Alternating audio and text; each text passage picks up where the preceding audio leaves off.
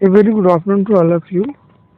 In today's lecture, we will try to understand the cell viability, and to measure the cell viability, there are different assays that is called cell viability assays.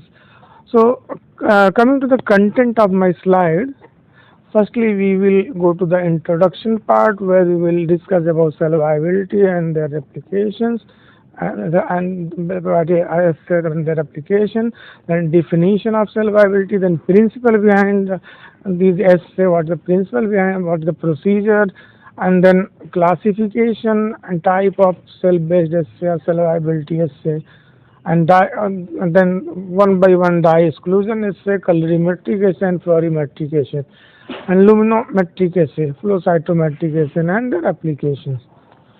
So, very first, what is cell viability? Cell viability defined as the number of healthy cells in the sample.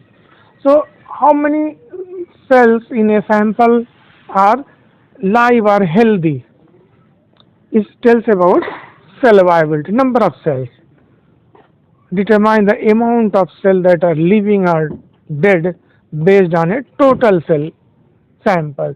Suppose if you have a cell culture where you have taken 90,000 cells of any, they may cancerous cell, they may be a normal cell like HG2 cell line. So if you see in 90,000 cells, if 10,000 cells are dead and 80,000 cells are live, how to identify that whether 80,000 are live or more than 85,000 are live or 75,000 are dead? So this is done through the cell viability assay. So how to define cell viability? We can define as the number of healthy cells in a sample that determine the amount of cells that are living or dead based on a total cell sample.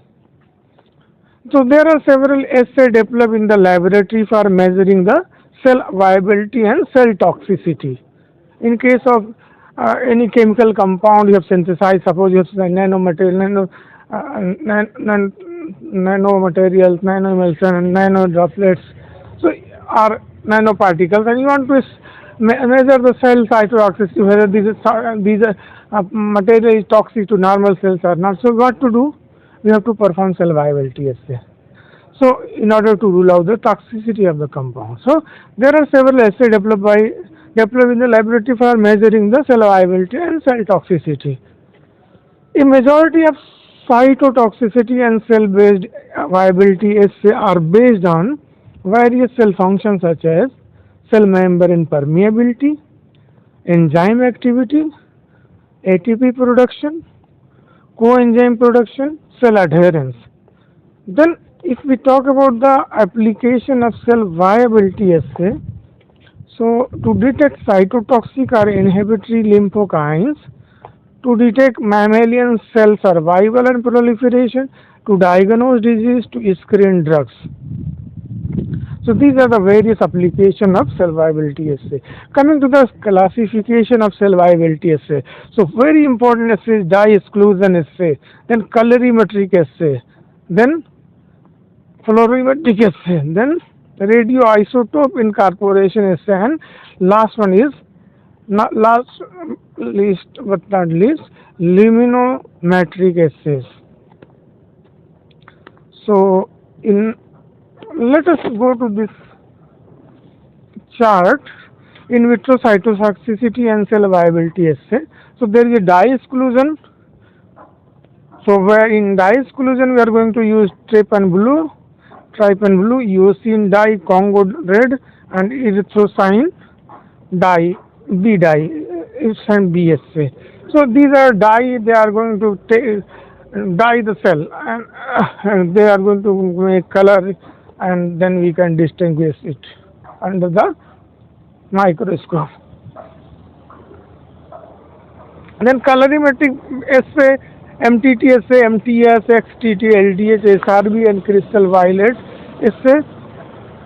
Then Alamar Blue and C, FDA, AM assay, then TP and real time assay. So fluorimetric and luminometric. In fluorimetric there is a Alamar Blue and C, FDA, AM assay, and TP and real time viability assay is done by in real time. That is lumino. So in vitro scientific and cell viability assay are the types: dye exclusion, colorimetric, fluorometric, and luminometric.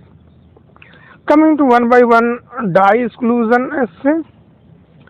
What is dye exclusion assay? An example: trypan blue, eosine, Congo red, erythromycin.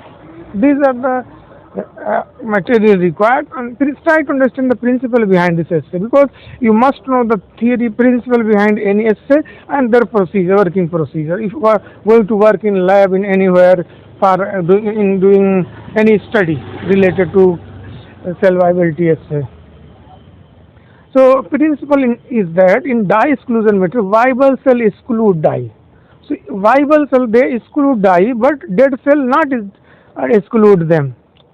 So the viable cells are impermeable to several dyes. Viable cells they are impermeable, and living cells they are impermeable to several dyes such as naphthalene black, trypan blue, eosine Y, nigrosin green, and erythrocin B. So useful, it is very much useful for determination of membrane integrity. The technique basically consists of mixing the cell in the suspension with the dye. What to do? We have to mix the cell in the suspension with the dye and examining under the microscope. Under very high level, advanced level microscopy, we have to perform it. The stain cell are cells and the total number of cells are counted. So we have to distinguish the stain cell and the total unstained cell. Mean those are stained, those are not stained, but ultimately you have to count them, the number of the cells. So and ultimately you have to take the percentage of unstained cell present the viable cell. So the percentage of unstained cell represent the viable cell. Then coming to the colorimetric assay. Colorimetric assay, so based on measurement of color, so MTT assay and sulfurrhodamine B assay. So colorimetric, why we call colorimetric? So it is based on measurement of biochemical marker. One to evaluate biologic metabolic activity of the cell. So MTT assay is one of the most commonly used colorimetric assay. You should know that MTT assay is most commonly used colorimetric assay. Then determination of mitochondrial function of cell by measuring activity of mitochondrial enzymes such as succinate dehydrogenase. Then MTT is reduced to purple formazan by NADH. So this is the principle behind it, where MTT, that is tetrazolium, is reduced to purple formazan by NADH. So assay, how to perform the MTT assay? You know, right hand side you can see the 96 well plates, and I am going to explain the procedure of MTT assay. So seed cell in 96 well. Very first what to do, you have to seed the cell in 96 well plate. Then incubate at 3 degree for 24 hours. Then add 20 or 5 ml MTT to each cell.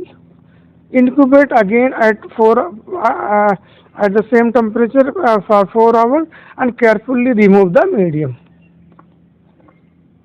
This will you have yellow MTT, it converted to purple colored formazan. So this color is measured.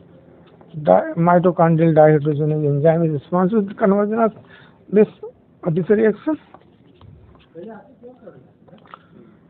Then fluorometric assay, Alomar blue assay, CFDA assay, easy to perform with the use of fluorescence microscope, fluorometer, fluorescence micro titer plate, reader or flow cytometer is important in fluorometric assay.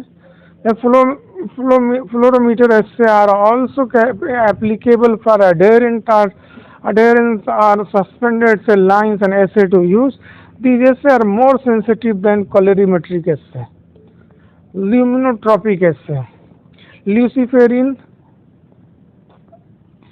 Then firefly luciferase enzyme in the presence of ATP, oxygen and magnesium is converted to oxyluciferin and byproduct like and light. At 560 nanometer it is detected, luminescence is detected. So in ATP assay, cellular ATP is one of the most sensitive and in measuring cell viability. So cellular ATP is the one of the most sensitive and in the measuring cell viability. Then damaged cell loss membrane integrity to ability to synthesize the ATP and ADP, and ATP level of cell decreases very fast, very dramatically. The ATP based assay is based on the reaction of luciferin to oxyluciferin in the presence of luciferase enzyme. So enzyme luciferase catalyzes the reaction in the presence of the magnesium ion and ATP yielding a luminescent single.